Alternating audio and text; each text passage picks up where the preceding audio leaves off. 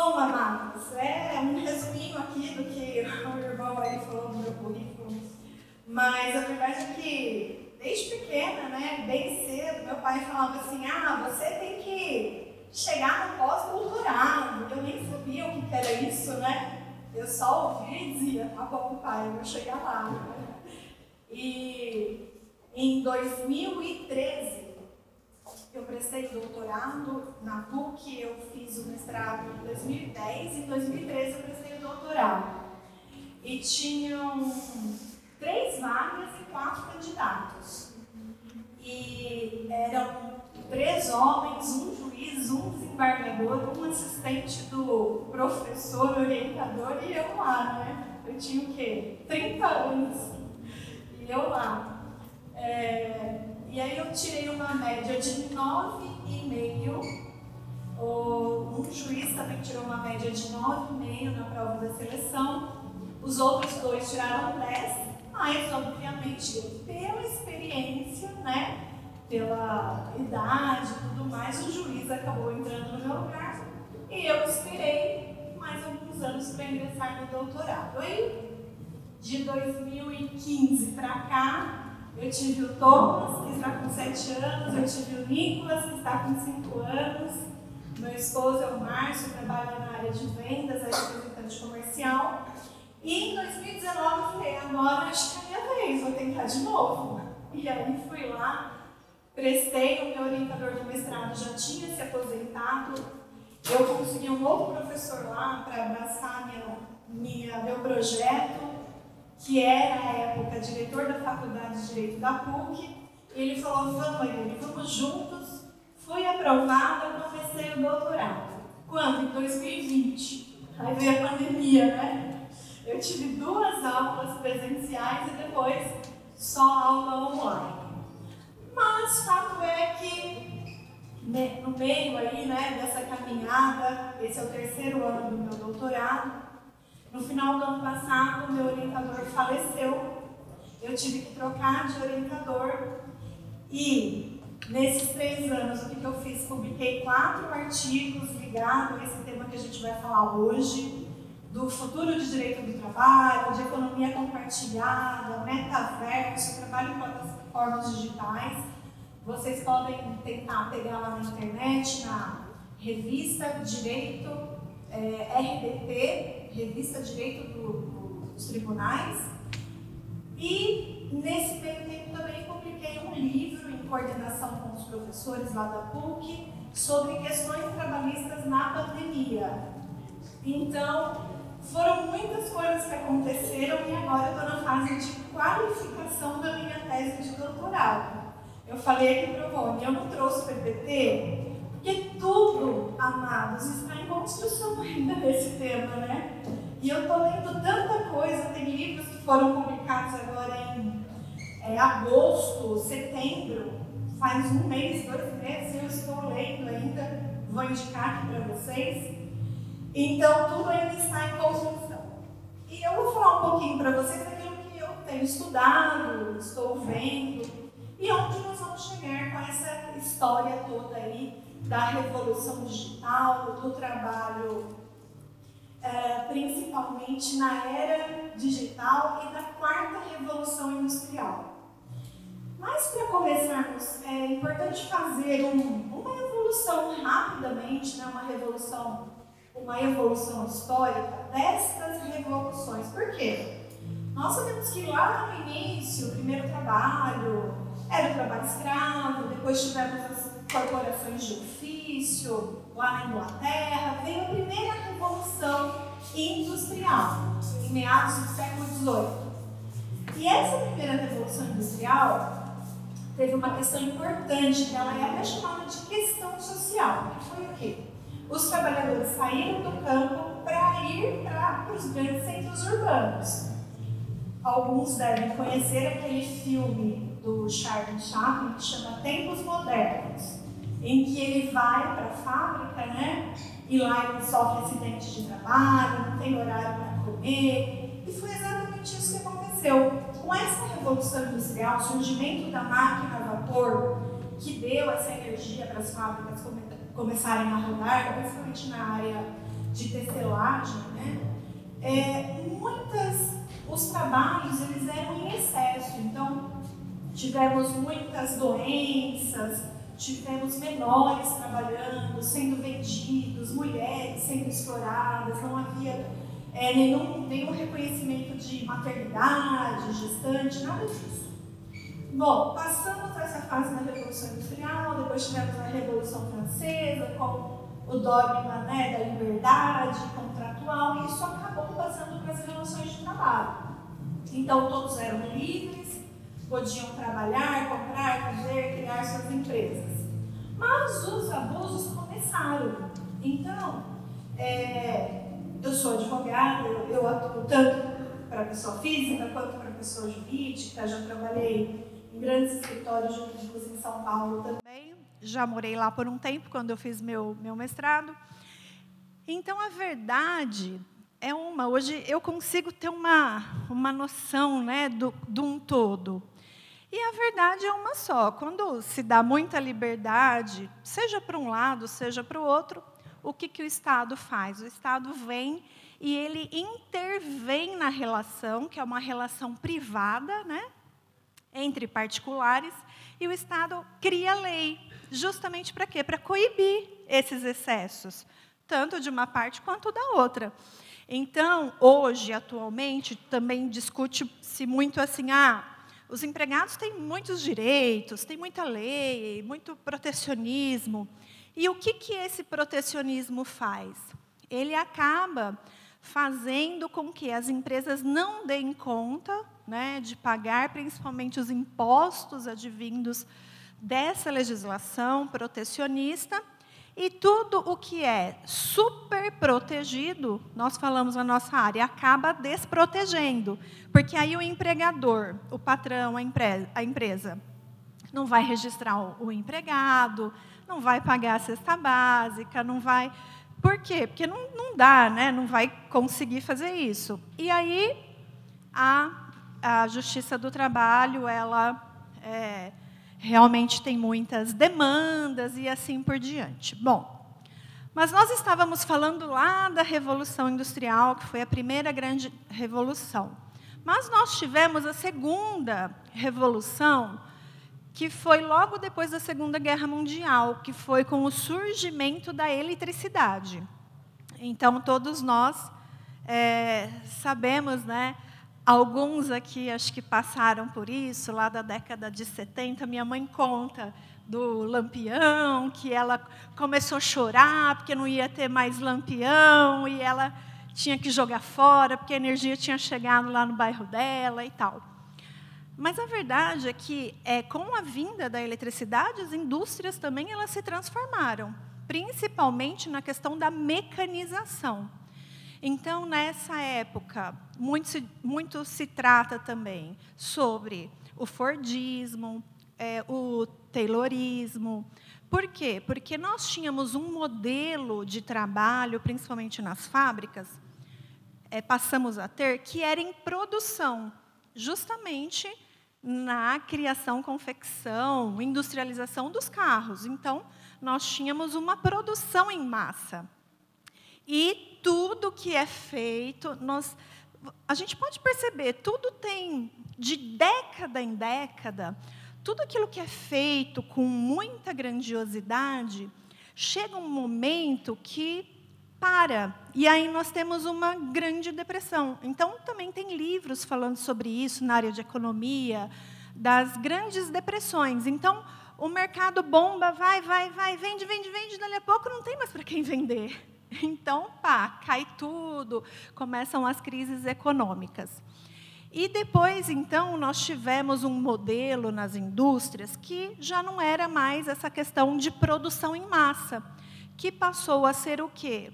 Um modelo mais sob encomenda, uma coisa mais personalizada, a gosto do cliente. Você quer um carro? Mas ele só vai chegar daqui 30 dias, né? 60 dias, tudo sob encomenda. Bom, e aí nós temos a terceira revolução industrial, que ela também foi conhecida como revolução digital. E aí tivemos a passagem da tecnologia, a mecânica e eletrônica, para a eletrônica digital, a partir do uso de computadores, celulares, internet. Então, os famosos, né, startups, aqueles celulares, tijolões, aquelas coisas que todos nós passamos por isso. Legal, interessante, há 2 anos eu tive um estagiário e eu falei assim para ele, na minha época, tal, a gente usava disquete para salvar os arquivos. Ele, o quê? Disquete, você nunca viu um disquete? Não, doutora, eu não sei o que é isso. O rapaz tinha o quê? 20 anos, não sabia o que era disquete. Eu, tá bom, não, eu sei, ele me falando, né, eu sei o que é CD, é um CD? Não, é um disquete quadradinho e tal. Então, eu falei, pesquisa aí que você vai ver o que é um disquete. E assim por diante. Então, essa terceira revolução industrial,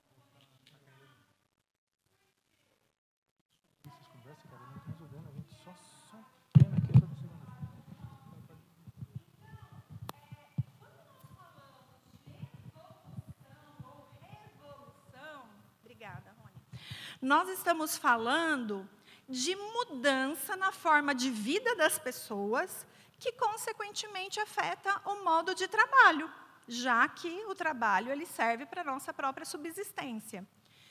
E, com isso, o direito ele tende a acompanhar essas evoluções. Atualmente, nós falamos, no século XXI, da quarta revolução industrial. Ela também é chamada de indústria 4.0, e as novas formas de trabalho frente à evolução desenfreada da tecnologia. Porque, para falar de metaverso hoje, sendo que há 1 ano e meio, 2 anos atrás, a gente não tinha nem noção do que era isso, a evolução digital ela está, de fato, desenfreada, está vindo com tudo, e nós temos que entender um pouco sobre isso. E essa indústria 4.0, ela é capaz o quê? De criar impressão 3D, robôs, aplicativos, dentre outras máquinas e ferramentas que vai substituir a força de trabalho humano, tá? O direito em si, qual que é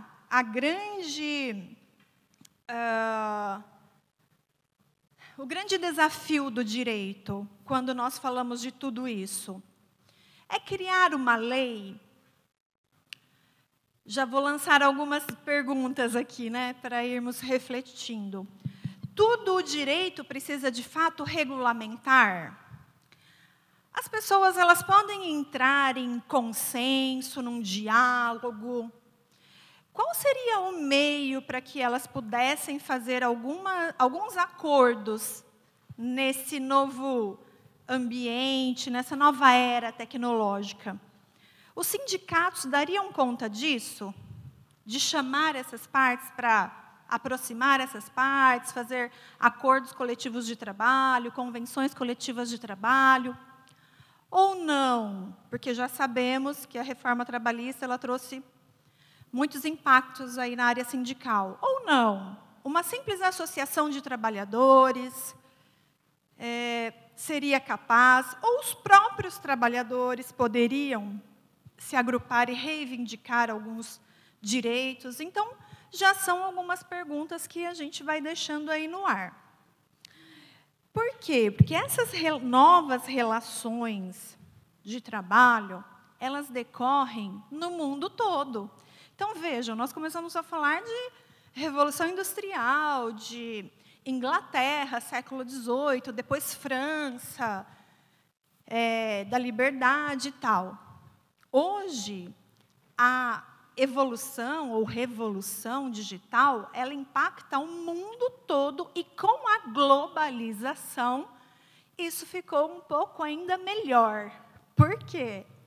Um trabalhador ele pode ser contratado aqui no Brasil, sem sair de casa, por uma empresa indiana para prestar serviços no Canadá. E assim por diante. Parece um pouco confuso, mas nós temos novas expressões dessas novas formas de trabalho, de relações de trabalho, que nós temos que passar a entender um pouco, porque vamos ficar ainda vivendo aqui mais algumas décadas, né? Em nome de Jesus, todos nós aqui, né? Contribuindo. Então, vejam, algumas expressões que eu vou trazer aqui para vocês. Gig economy. O que é uma gig economy? É um conceito ligado a bicos ou trabalhos precários. Por que bicos? E por que inglês? E por que tem a ver isso com tecnologia? Porque nós temos hoje, por exemplo, as microtarefas. Então, uma pessoa ela pode ser contratada para validar uma documentação num contrato que é feito online, e ela só vai lá, dar um ok, vai fazer a checagem da documentação, vai dar um ok para o contrato rodar. E isso pode ser em qualquer lugar do mundo, de qualquer empresa, e assim por diante. E ela pode ganhar por validação. Então, é um bico, é uma microtarefa, vai fazer de vez em quando, de acordo com o que ela contratar com a empresa. Outro termo, crowd work. Esse crowd work possui 3 elementos. Empresas ou indivíduos que solicitam os serviços, os trabalhadores prestadores de serviço solicitado e as plataformas digitais que conectam as duas partes. Isso aqui nada mais é do que, pode usar nome de empresa aqui, né? Do que o famoso Rappi, do que o famoso iFood, do que o famoso Uber. Temos que usar, porque nós temos que entender, né? Então, tem o aplicativo, tem o prestador de serviço e tem o consumidor final, que é o tomador de serviços.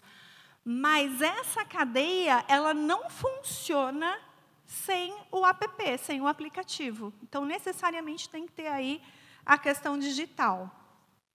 Smart Factory.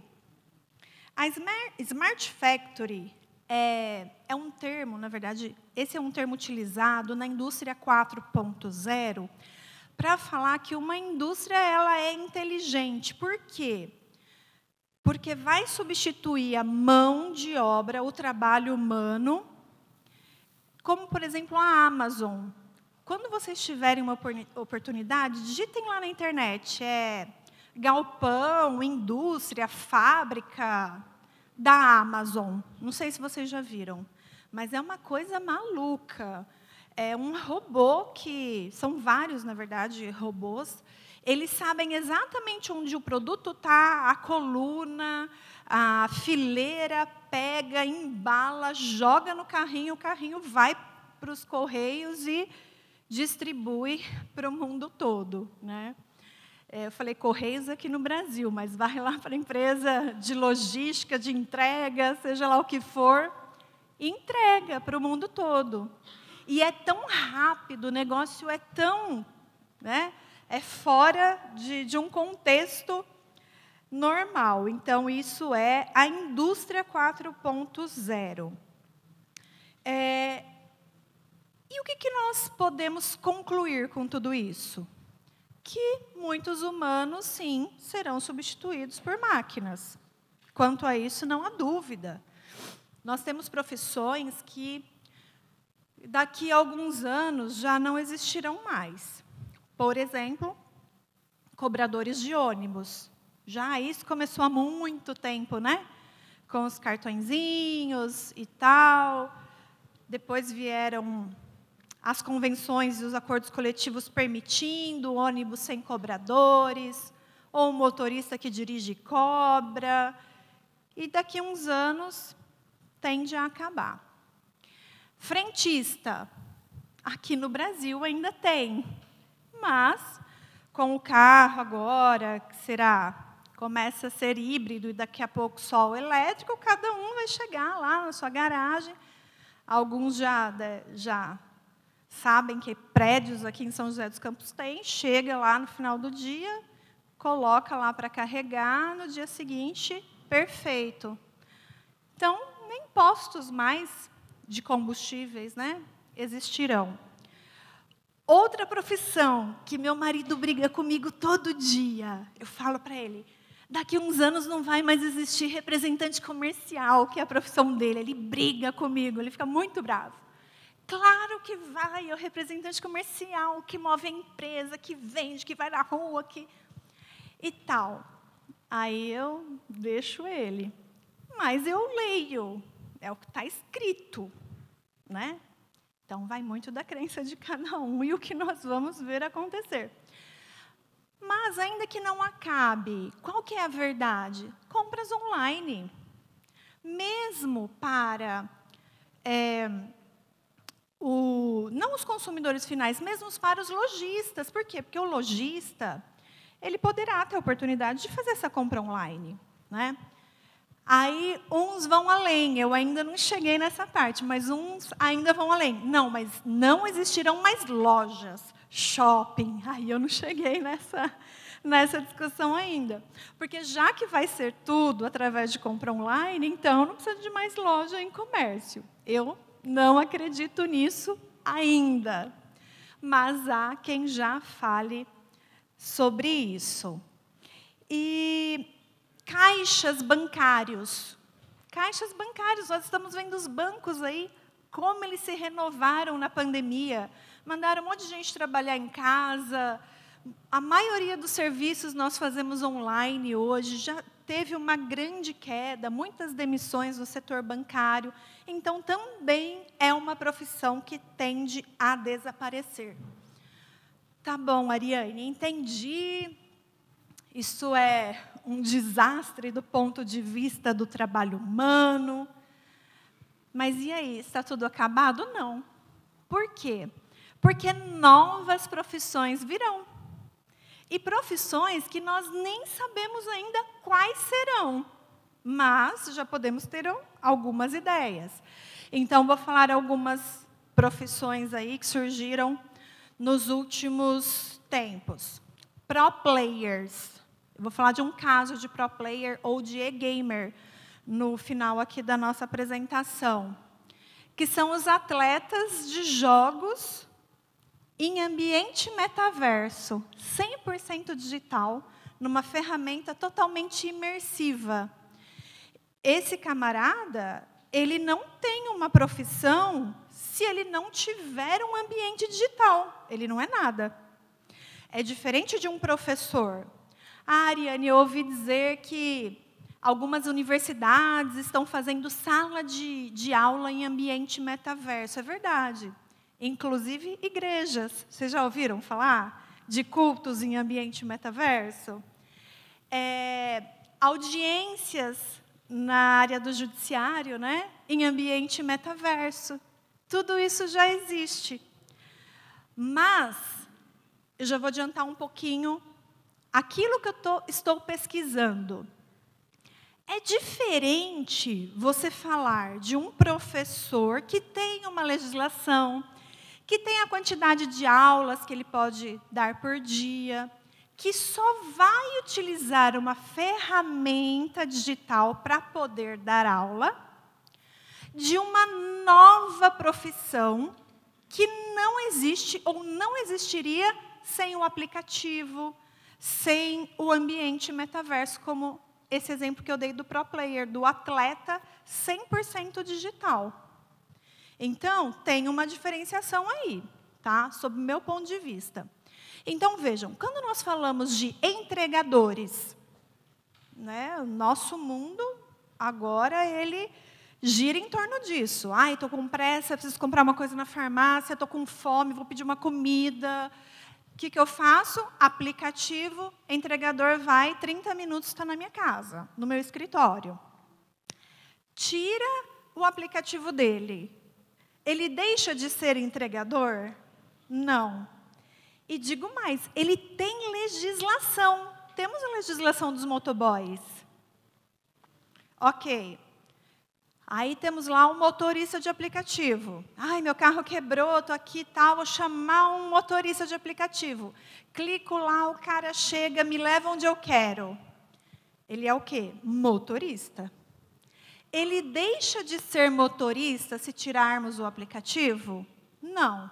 Inclusive, tem legislação que protege o motorista. Professor, a mesma coisa. Então, conforme os fatos vão acontecendo e o direito vai evoluindo, nós temos que acompanhar e ter muita sabedoria em diferenciar essas questões. Por quê? Professor não deixa de ser professor, entregador não deixa de ser entregador, motorista não deixa de ser motorista só pelo simples fato de estar usando uma ferramenta tecnológica.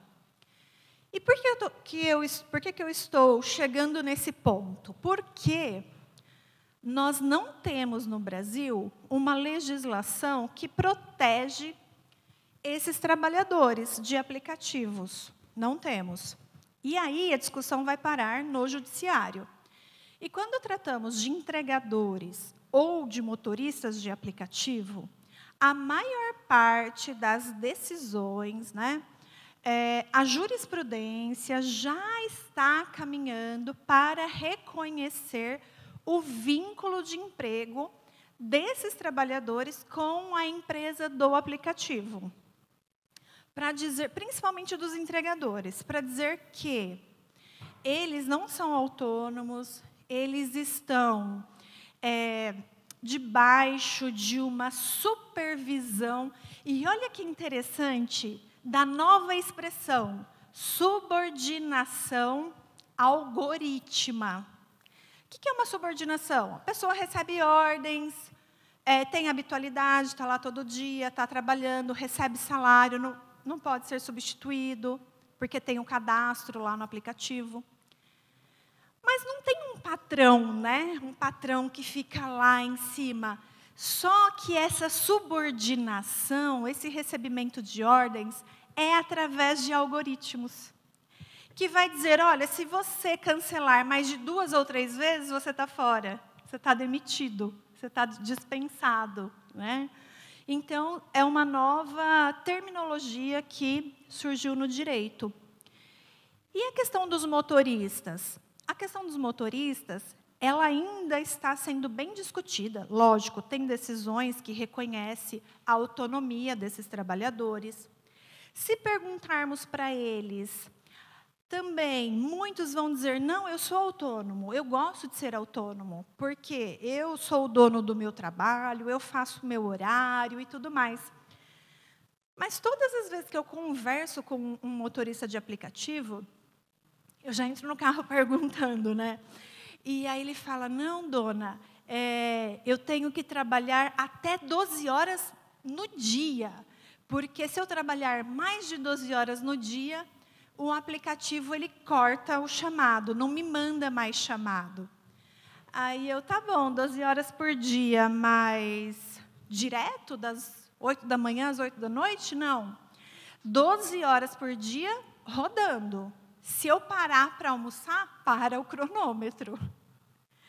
Então, assim, se a Constituição Federal ela estabelece uma jornada de trabalho de até 44 horas semanais, a CLT fala de 8 horas diárias, até 2 horas extras. Algumas profissões têm a jornada de 12 horas de trabalho por 36 de descanso, mediante negociação com o sindicato. ou algumas leis mesmo, né, que falam dessa jornada de 12 por 36. Por que então o trabalhador ele vai ficar lá 20 horas direto trabalhando sem nenhuma proteção?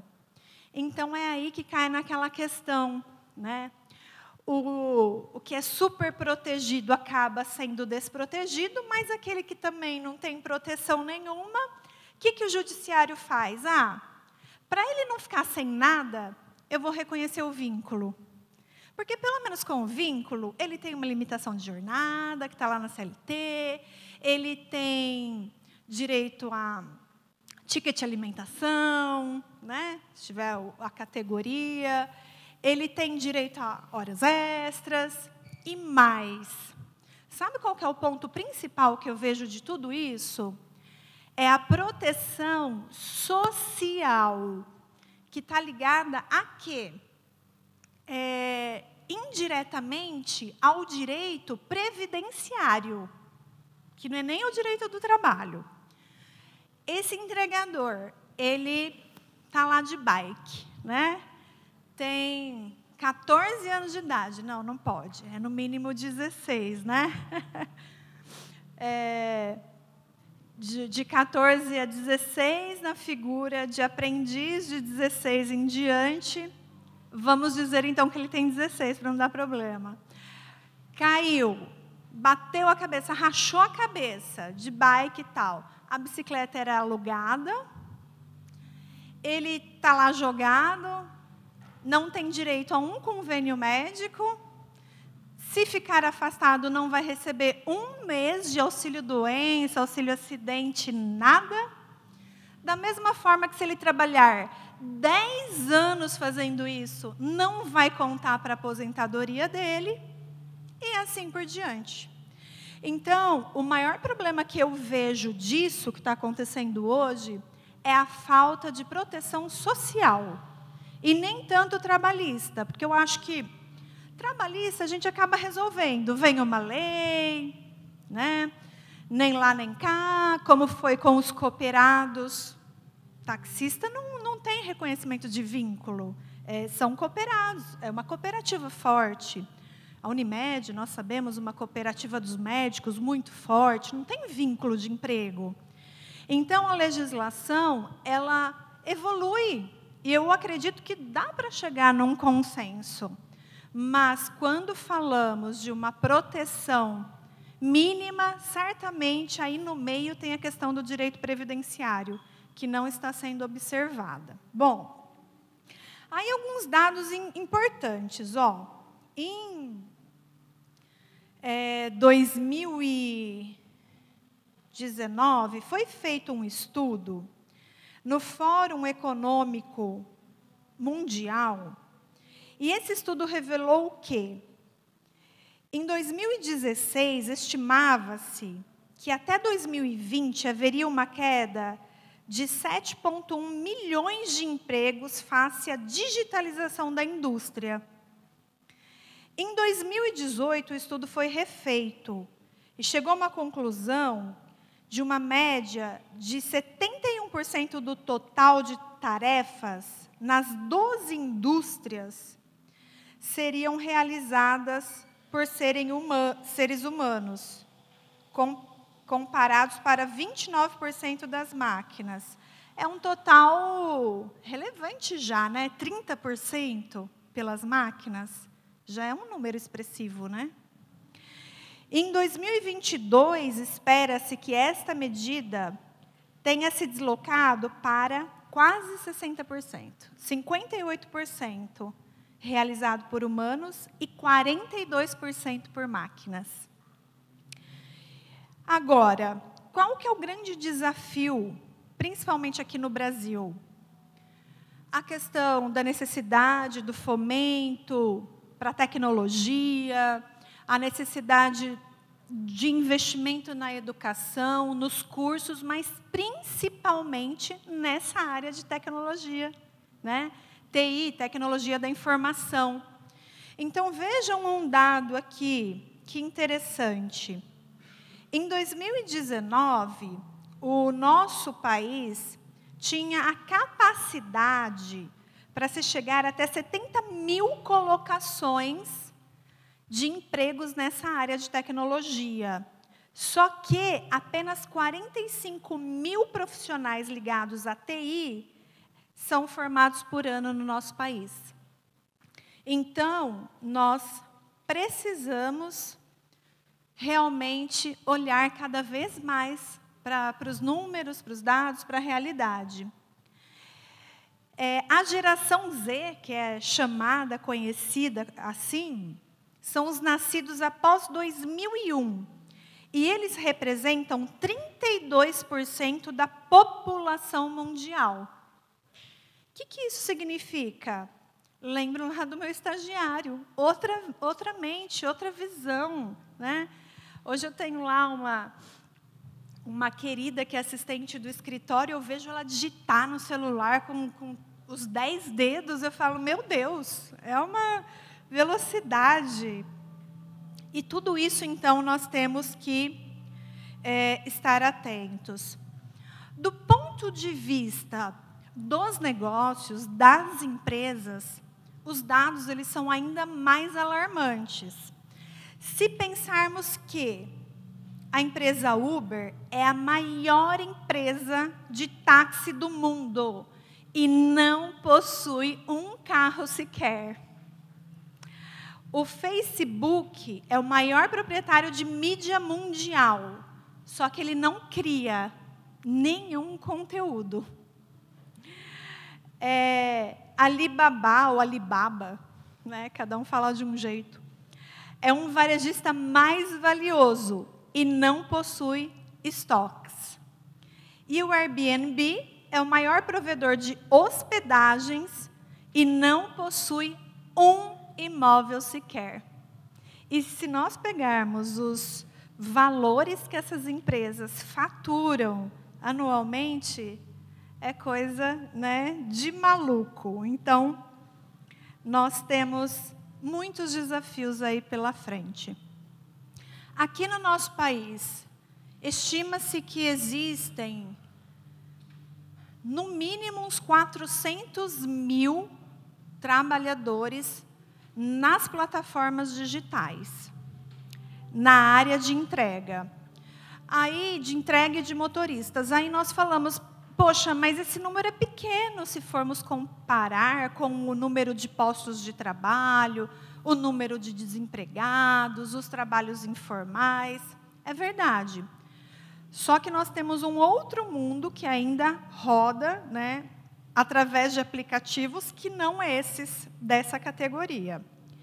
E qual que é o maior problema? O maior problema é que, se não enfrentarmos a questão de um patamar mínimo de direitos para esses trabalhadores, nós podemos chegar novamente lá na era da Revolução Industrial do século XVIII.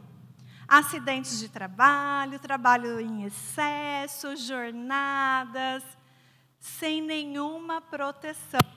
Então, vejam, o que é a tecnologia, né? O que ela pode fazer com as nossas vidas? Por isso que o nosso desafio é muito grande. Ariane, tá bom.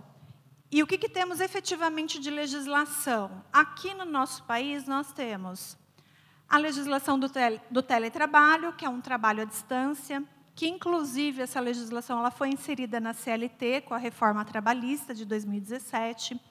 Então, lá nós temos algumas questões daquele que já trabalha em casa ou em qualquer lugar. Olha que expressão interessante no direito que surgiu. Nômade digital.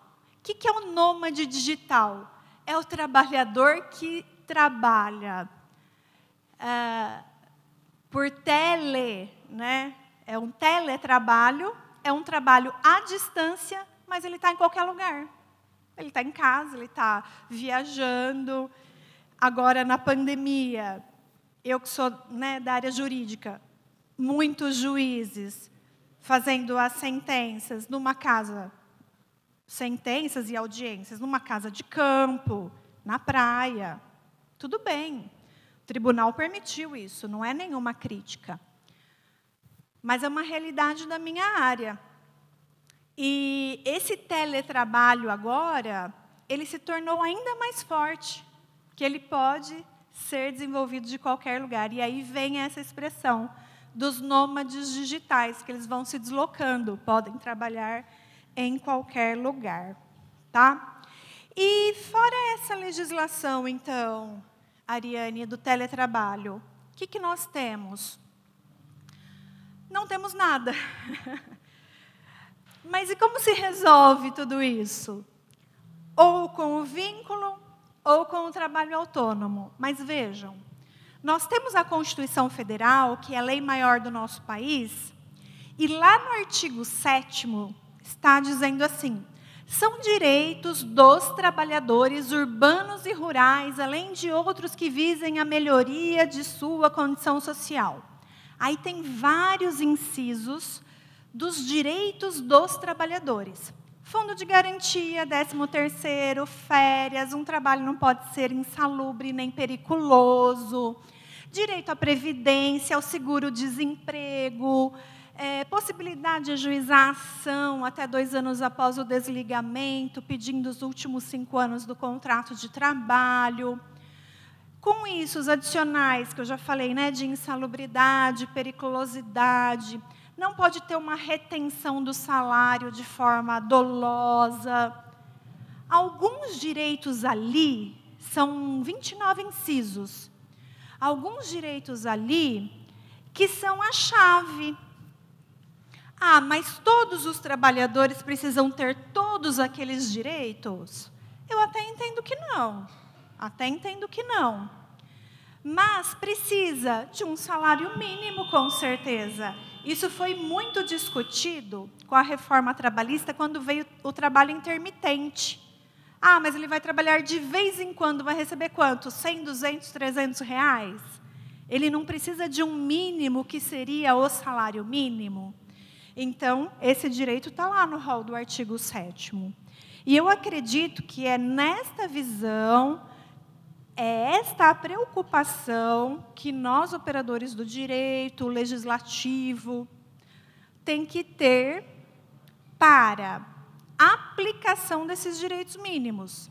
O legislativo para criar uma lei, o judiciário para aplicar o artigo 7º independentemente. Porque lá não fala assim, são direitos do trabalhador registrado em carteira. Não fala nada disso. Ali, nós temos uns direitos mínimos para todo e qualquer trabalhador. Então, eu entendo que o núcleo está ali. Então, nós, operadores do direito, os juízes, né, o judiciário, o executivo, nós podemos começar a pensar em alguma coisa a partir ali do artigo 7º, tá? E, por fim, vou falar um pouquinho para vocês, para já fechar mesmo a nossa exposição, da terminologia metaverso. Tá bom, Ariane, você falou de tecnologia, aplicativos, mas o tema aqui não é metaverso, é? Então, vejam. Metaverso é a terminologia utilizada para indicar um mundo virtual que tenta replicar a realidade através de dispositivos digitais. É um ambiente virtual, coletivo, compartilhado, que precisa do quê? De uma realidade virtual aumentada, por isso dos óculos, né? Precisa da internet. E vejam que interessante, a palavra metaverso contém o quê? O sufixo verso, que diz respeito ao universo, e meta indica o que vai além. Então, metaverso é o que vai além de uma realidade física. É o que vai além, é justamente um ambiente virtual, 100% virtual. Onde nós encontramos isso hoje? Já dei alguns exemplos aqui na minha fala, mas como que nós facilmente descobrimos um ambiente metaverso? Através dos jogos. Então, a criança vai lá, ou adultos que gostam de jogos, né? pega um avatar, coloca lá, vai jogar. Ele está num ambiente 100% digital. Ele está sendo representado através daquele boneco, digamos assim, né? E sabe o que é legal? Eu descobri nessa minha pesquisa que já é possível se comprar um avatar. Para isso, as pessoas elas possuem uma espécie de token digital, onde tem o registro do boneco, que vai ser só dela, aí ela pode vender, se ela quiser depois. E esse avatar vai funcionar nesse universo 100% digital como se fosse uma segunda vida dela. Por isso que é chamado também o metaverso de Second Life. Por quê? Porque nesse ambiente, saiu uma notícia ontem na CNN sobre casamento em ambiente metaverso. Não sei se alguém acompanhou. Mas no metaverso é possível o quê? Não só jogar, mas trabalhar. É possível casar, é possível ir na igreja, ir em cultos, é possível ter aulas, que foi o que nós já conversamos aqui. E eu fico imaginando, aí nós teríamos que pedir ajuda para o pessoal da psicologia e aí por diante. Mas pensem comigo, alguns aqui já foram para a Disney. Nunca tive essa oportunidade ainda, mas vamos dizer aqui, lembrem, quem já foi para a Disney, lembrem-se de como foi, de como era estar lá, se estava nevando ou não, o que vocês viveram, passearam, conheceram. Legal. Agora imaginem vocês, eu trago um óculos aqui, a gente coloca um óculos e começa esse passeio pela Disney. Aí, está nevando, aí vem o ar-condicionado, coloca aqui a temperatura 5 graus. Está nevando, e nós estamos lá com um óculos, estamos sentindo frio, estamos passeando na Disney. Gente, isso é enlouquecedor, se nós formos imaginar do ponto de vista das emoções, do pensamento. Você não precisa sair do lugar para ir para a Disney mais. Você pode estar na Disney num ambiente metaverso. E digo mais, eu não sei se alguém aqui é dono de agência de viagens e turismo. Olha, eu estou dando dicas, hein? Mas pensem vocês, viagem para a Disney em ambiente metaverso. Por que isso não pode ser comprado? Por que não pode ser vendido um pacote? Eu não vou sair da minha casa, mas eu vou conhecer a Disney e vou viver todas as emoções e os sentimentos como se eu estivesse lá. Então, é um trabalho ainda que eu estou em construção. Eu começo a pensar muitas coisas malucas. Eu acredito que vocês também, a partir dessa exposição, vão começar a pensar em coisas malucas. Mas, Ariane, como que vai ficar o trabalho em ambiente metaverso? Necessariamente, nós vamos ter que contratar através de uma CLT, pode ser autônomo, não pode. Quando eu concluir a minha tese de doutorado, eu volto aqui, eu conto para vocês na conclusão que eu cheguei. Mas não necessariamente CLT, eu entendo.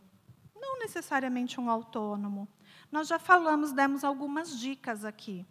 O que é o principal? Ser um trabalho decente, cuidar da questão mental das pessoas, porque por trás daquele boneco lá tem um ser humano, né? Tem um ser humano. Então, a OIT, a Organização Internacional do Trabalho, ela tem regulamentação para o trabalho decente. Nós temos já algumas questões que tratam dessa questão da fadiga, as normas regulamentadoras do Ministério do Trabalho e Emprego, que hoje é Ministério da Economia, a questão da ergonomia, ficar sentado quantas horas, ficar ali, vai ter pausa, não vai. Gente, quantas coisas nós poderíamos falar aqui. Mas só para fechar, o principal é tratarmos desse núcleo, desse mínimo, e da saúde mental do trabalhador. No final do ano passado, foi muito divulgado o caso Brut. Não sei se vocês ouviram falar. Que era um jogador, um pro player. Esse e-gamer que eu falei para vocês aqui. E o Brut, como ele era denominado no jogo Counter-Strike, que é através de competição em ambiente 100% digital, eles até falam atletas digitais. Ele era um jovem rapaz, se eu não me engano, na faixa aí de 18, 20 anos. Foi contratado por uma liga, que isso já tem até federação agora, né? Eu fui pesquisar e o negócio é profissional mesmo. Ele foi contratado, saiu do Rio de Janeiro, foi para São Paulo morar numa casa com outros colegas. Ficavam lá treinando sem parar, 6 horas por dia, num computador, jogando, combatendo, treinando. Esse rapaz, ele começou a ter várias dores de cabeça. Ele teve um jogo que ele teve que jogar com uma toalha gelada na cabeça, de dores tão fortes. E vejam, ali ele estava através do boneco. Ele estava através do avatar. Ninguém estava vendo que ele estava com a toalha na cabeça. Mas ele estava sentindo fortes dores. Depois de alguns dias, esse jovem veio a falecer por conta de uma doença no sistema nervoso central, ligado justamente a essa nova profissão. Então, o nosso olhar, a nossa preocupação sempre tem que ser com o ser humano. A Constituição Federal, ela também trata da dignidade da pessoa humana. E aqui nós não estamos falando de um lado ou de outro. Todos nós somos seres humanos, inclusive os empresários, e nós sabemos, né, o quanto trabalhamos de ambos os lados. Mas nós temos que ter esse olhar, essa preocupação, tá certo? Bom, eu trouxe aqui 3 livros para mostrar para vocês. Metaverso, onde você vai viver e trabalhar em breve. Esse livro é de Walter Longo e Flávio Tavares. Foram alguns livros que eu achei sobre metaverso, tá? Metaverso e Direito, Desafios e Oportunidades, de Bernardo de Azevedo e Souza. E esse aqui eu achei super interessante, Kai-Fu Lee. Esse Kai-Fu Lee, ele é o pai da inteligência artificial.